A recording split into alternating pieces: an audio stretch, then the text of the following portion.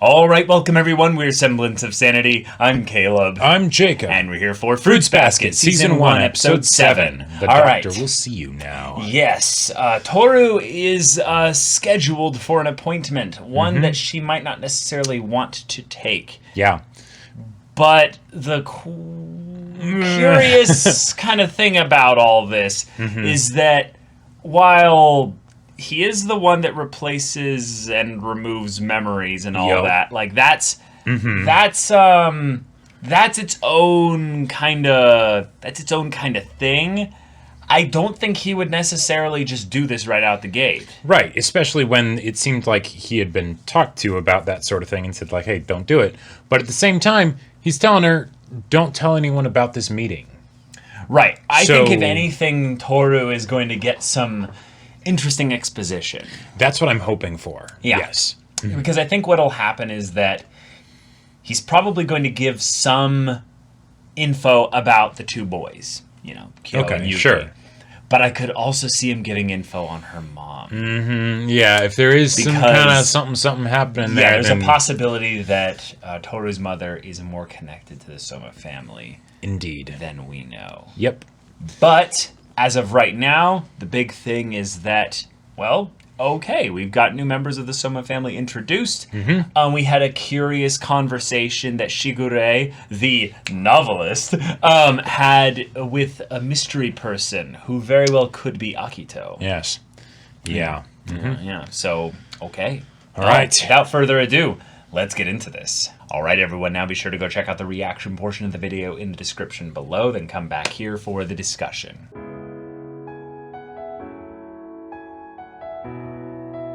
Well, okay.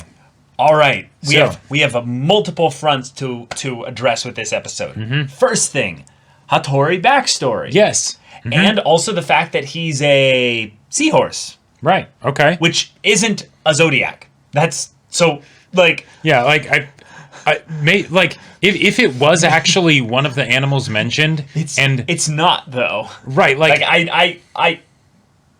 Yeah, there's no seahorse in the Zodiac. Well, and they even went over all the different animals and stuff at the beginning of the show, and maybe the seahorse was there, and I just totally forgot. You know what I think it is? You know what I think it is in a weird way? I think it's the physical limitations of what would happen if you had an actual dragon. Oh. Because he's like a water dragon, you know? Like if you had a dragon in the actual Zodiac, and it would be kind of funny to have like the dragon be tiny and adorable, right. I think that's what it was, because he said also like if you put like a seahorse or a sea dragon, like a real one, into water, okay, then it would actually kill them. Gotcha. So I think that's more the angle. It is that he's the intelligent one of the Zodiac. That's why he's the doctor. And dragons are known to be vastly intelligent. Sure, in yeah, general. especially but he's Eastern a little dragons. Gyarados. He's a little right. Oh man. No, he's what is it called? Not Gyarados. That's the evolution one. The one that's before that. That Magikarp. He's basically a seahorse Magikarp. He transforms and then just basically just flops around. But this episode, like, wow. I mean, I had a feeling that it was going to delve into serious stuff from like the previous episode, and like the way everything that happened that before going into the OP and whatnot. But like, this was painful. This was painful. Yeah, and I'm exhausted after that. Like that was draining because the thing is, one, there's just the idea of the scope of.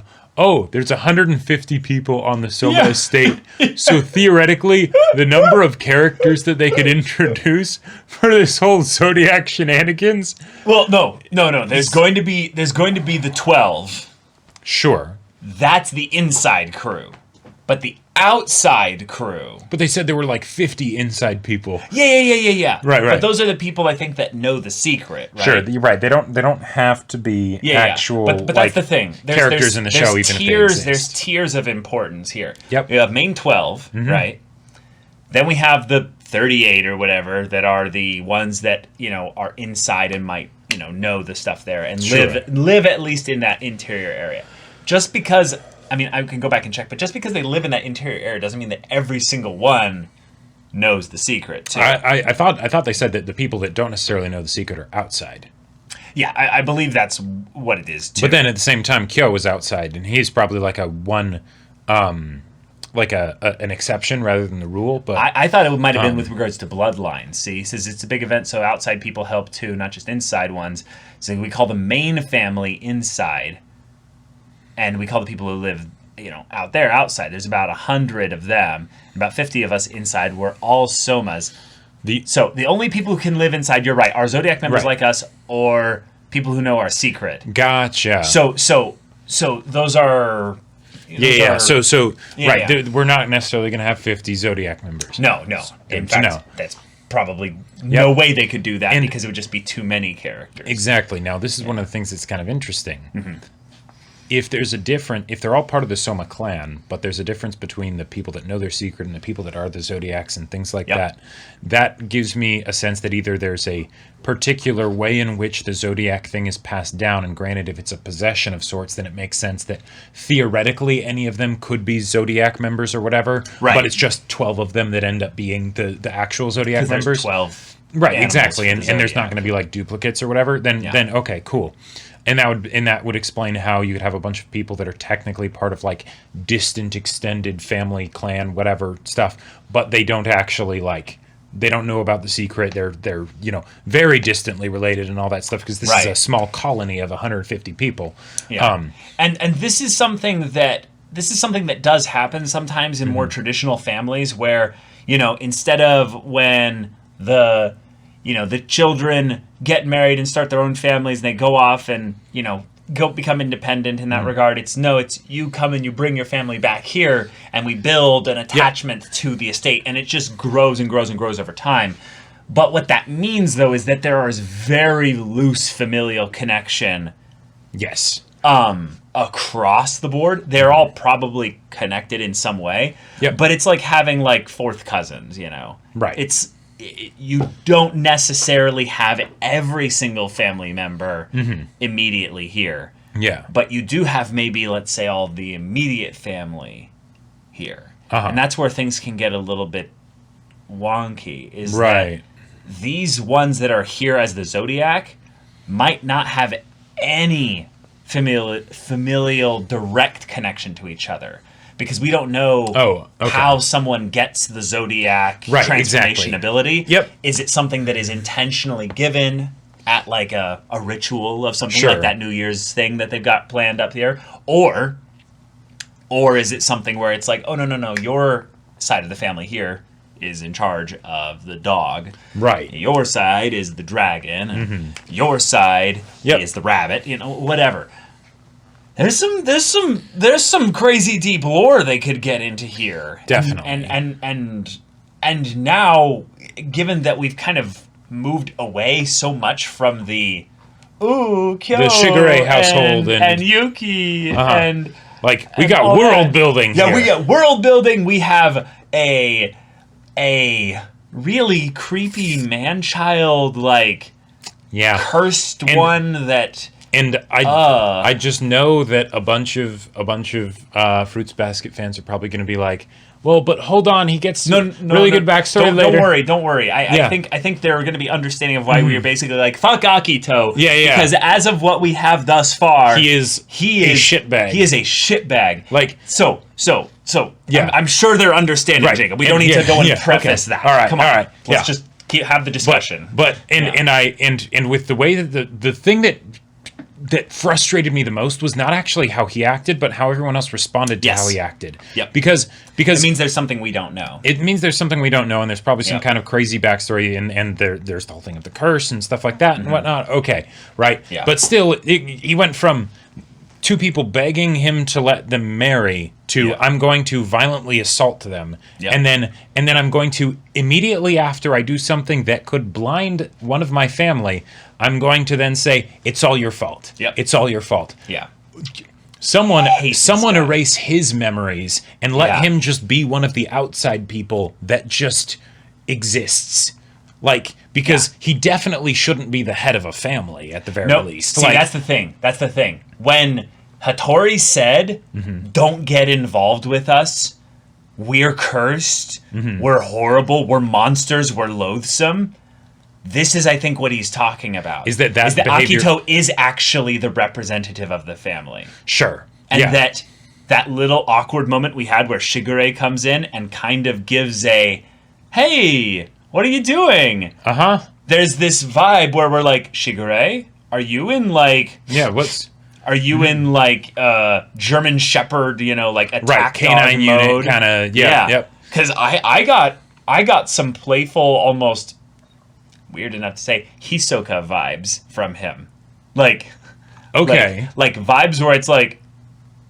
Yeah, because there's like when he first showed up, since Hattori was being very civil and everything, I thought that maybe there was something about Shigure where it's like, he was maybe being sus, and that's why Hattori was bringing up the thing of the camera when, Toru was like, we didn't actually talk about that. You said don't tell anyone about this, right? Like there was no promise of I'll give you a camera, Yeah. So why are you acting different? But then no, it could also just be that Hattori's that Shigure's like, something bad could be going down, and I want to make sure that doesn't happen.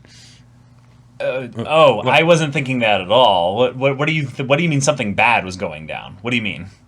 What do you mean? Well, the Shigure guard dog. Right. But what would be something bad? I don't know. Oh, okay. Like, I gave just that Shigure, if he's going on guard duty, then that means he thinks that there could be something to guard. Okay, so there'd be no reason to be a guard dog if you think the person's that wasn't what I was meaning. What I was meaning was that if Hattori is telling secrets of the family and scaring Toru.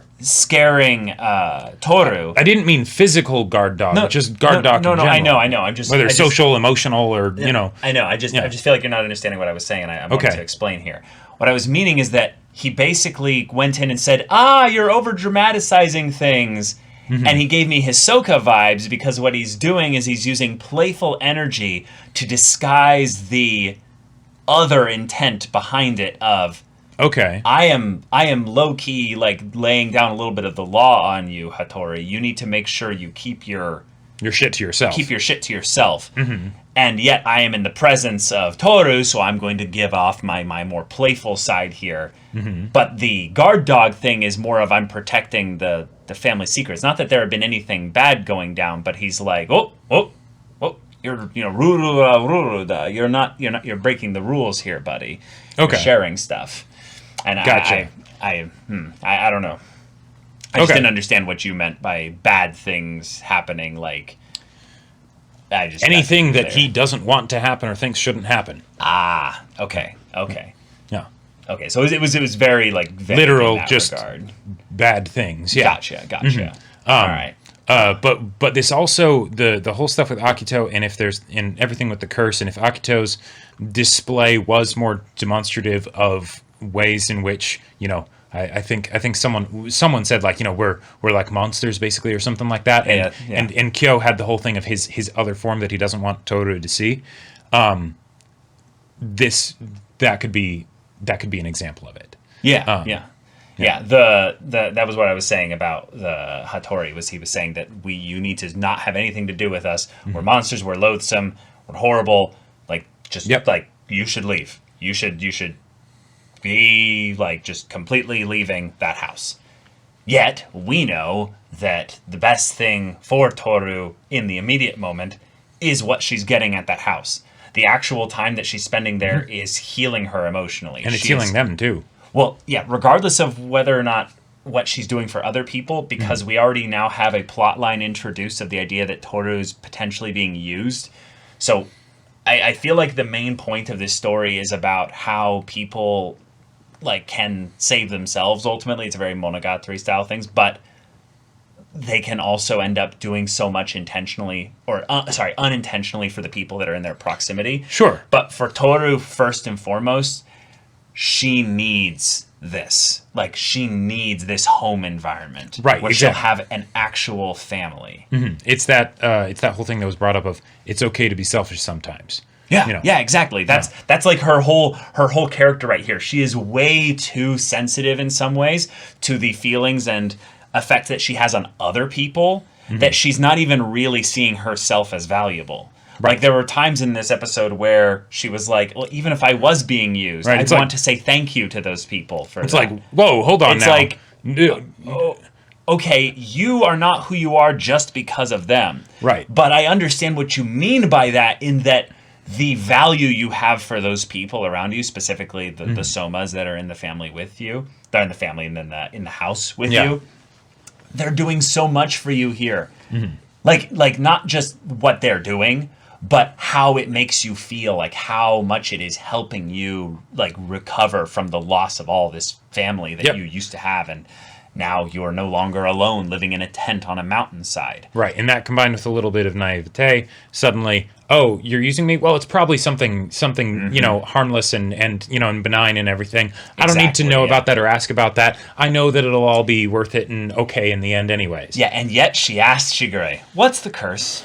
Yeah, and that's even she's got a good sixth sense on her. Right, she's got a good sixth sense, and even then, that is probably something that she's asking not for the sake of herself, but because, on behalf of other people, right? She wants to know what this thing is, like so that she can help. Because the way things were talked about with the whole deal with Hattori and Kana, it seemed like there is a notion that theoretically the curse could be broken. But you're not the one. You think you'll be able to do it? Yeah. And yeah. Did you get the vibe from Akito that based on this instance here, but then also with what we have with the Shigure conversation, is that basically there's some level of, I don't know if this would be it, but some level of scheme going on with the fact that Toru ended up at Shigure's place? Maybe. I don't think so. I feel like it's probably a more just, opportunistic kind of a thing where, suddenly this thing happens and then it's maybe we can use this. Okay, so you didn't get that vibe. Okay, so I'm going to explain why I got this vibe then. All right, go for it. There was this aspect of when Akito and Shigure were having their conversation. Akito basically described that she was a better person than what Akito Shigure thought? No. Shigure, sorry, you're right. Shigure said to Akito that she's a better person than you, basically. Okay. And I believe that's what it was. Yeah, that was brought up by one of them, yeah. Yeah. But there was no denying that. But that is something that is very hard to determine, I would say, in a empirical way, unless they're not talking about something with regards to who they are entirely just as a person, but something more. Okay. And the idea that there'd be someone to break the curse, and they made the joke about Toru being the bell. That's true. That's true. And then we go to this big mansion and everything, and and there's monsters, Sure. And there's a transformation kind of stuff involved in there. I'm not trying to draw the connection specifically to any fairy tales or anything like that. Right, but I wouldn't be surprised if saying bell was, not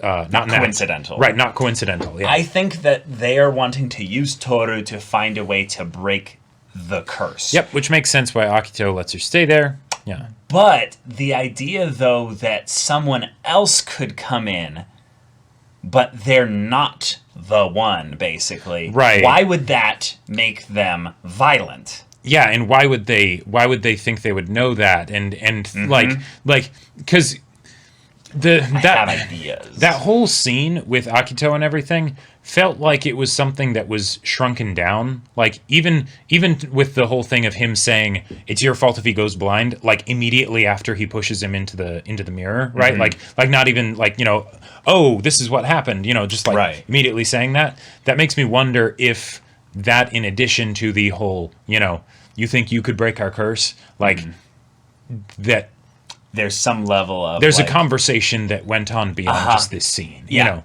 What it immediately makes me think of, because we already have people, or sorry, just the one here, who can remove people's memories, which I'm just gonna throw this out here.